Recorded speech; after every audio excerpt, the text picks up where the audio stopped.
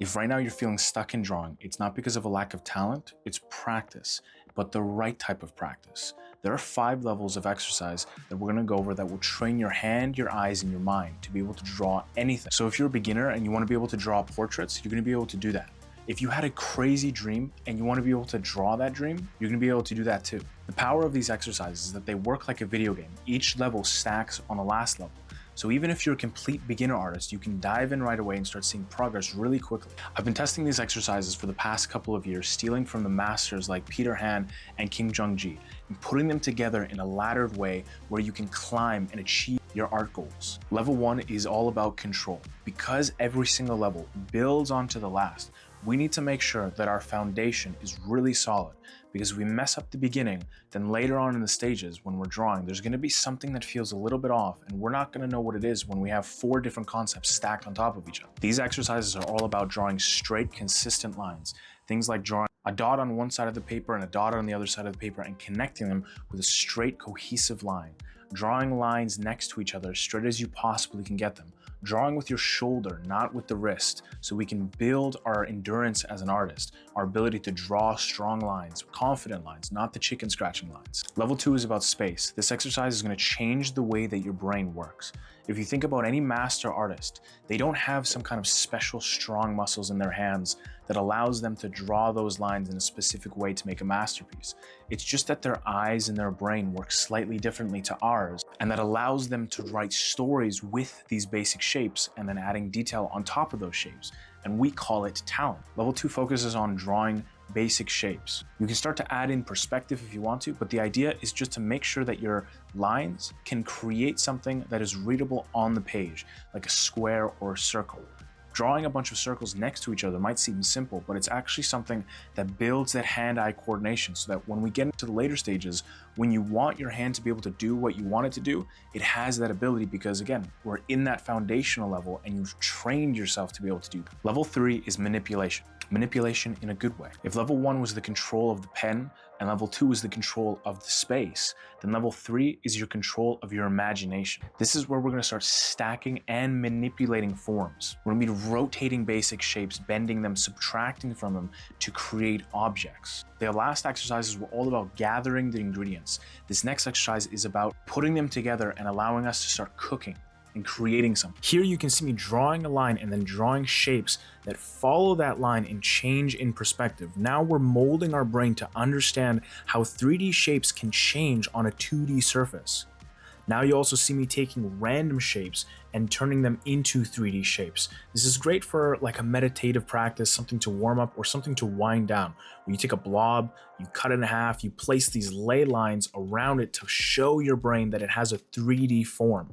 This is a simple exercise that is so powerful for showing your brain that we can turn this 2D surface page into a 3D object. Level 4 is figure and design. And I'll be honest, all of the previous exercises are something I would call tedious exercises. They're not something that you're going to get a lot of reward after drawing for an hour and looking back at.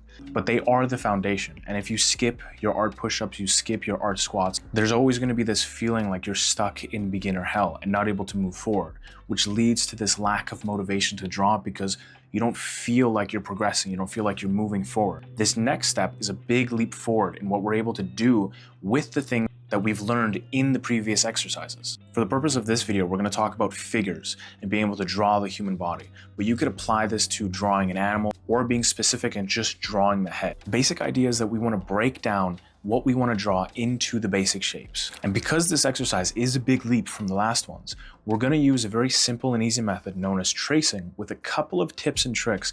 They're going to upgrade this simple exercise into a master exercise that will give you so much information in a very small amount of time, so you don't have to spend hours drawing in order to get a certain amount of information. The basic idea is that we're going to take a piece of artwork from another artist. For example, this is from Mark Brunette, another artist here on YouTube, and we're going to simplify their artwork by tracing over it and turning into basic shapes and simplifying the anatomy so that we can understand it. And the trick is to simplify it into specific shapes that we can repeat regardless of whatever pose we're looking at. And we can take this to animals or to faces. Then next to that tracing, you're going to do your best ability to draw that simplified anatomy. And you can simplify it much farther than I've done here into even more easy to understand shapes. That all depends on where you are. Then we are going to take our drawing and overlay it with the master's drawing and note out and make physical notes what we should be doing to improve for the next time around. And this is how we absorb a lot of information really quickly, because this practice only will take you 5 minutes. So within an hour, half an hour, you can rep out 5 to 10 of these. And when you step away, you're going to have a vast amount of knowledge on how to apply and improve your next drawings. Level 5 is the infinite level. When you get to this level of drawing and you practice this technique that I'm going to tell you in a second, you're going to be able to go from having to copy references to being able to use a bunch of different references to draw your own drawing, to be able to draw anything your mind can come up with without having to need to use any references at all. And the added bonus is that this exercise will give you a bunch of new ideas that will float around your mind that you can use to create your own original characters. Every technique has been stacking on top of each other, and this one is no exception. We're going to be taking the tracing technique that we used in the last exercise and upgrading it further. Instead of copying your tracing for a one-to-one, you're going to slightly start to adjust certain poses or certain aspects of the pose. You can change where the arm is positioned, or change how the pelvis or the rib cage is tilted. And this again can apply to an animal, or it can apply to the head. You can change the proportions of certain facial features or the direction that the face is facing. When you're just starting with this exercise, don't change things too aggressively, too quickly. Just change one or two things. Like maybe the hand position goes from all the way up here and you simply change it down here. Your brain has to still juggle the idea of perspective and proportion when you're changing these things. As you get better, you can change more and more aspects of the drawing, and eventually you can put the drawing away. And because you've been looking at other artists' art for so long while you're tracing over it and then doing your copying, naturally your brain's going to be picking up on these different cues like design theory and color theory. And it's going to translate into, when you're sitting there thinking about what you want to draw, your brain will have these ideas that it's combined together to get new, unique ideas. One of the questions you might have is, can you do this in digital and traditional? All of these exercises can be done traditional and digital. With the tracing exercise, you're gonna have to tweak how you practice a little bit. Instead of you doing the tracing over top of an artist's work, you're gonna look for artists like someone called Tenten on Twitter, who has taken figures and mannequinized them for you already, and then just copy what you see to the best of your ability. I'll leave a link for his Twitter down below. You just have to get a little creative and slightly switch how you're doing the practices. Now, whether this takes you a week or a month, if you stick with these practices, your hands and your eyes are going to catch up with your mind. You're going to be able to draw anything that your mind comes up with. When you sit at a park bench, you're going to be able to draw the scenery that's in front of you. Or when you wake up from a dream and there was some kind of crazy creature in there, you're going to be able to put that onto a page. And because you're seeing this progress, because you can do whatever you want on the page, there's going to be so much motivation that comes from that. One of the reasons that a lot of us artists lose motivation is because we get stagnant and stuck in one place. We don't know what we're supposed to do in order to fix it. We start to look up tutorials, we start to buy courses in hopes that one of these things will fix it for us and we're going to be able to move forward. But the reality is that there's probably something in our foundation missing. And if we go back, we take a step backwards, that step backwards will allow us to take those leaps forward, and that motivation will come back to us.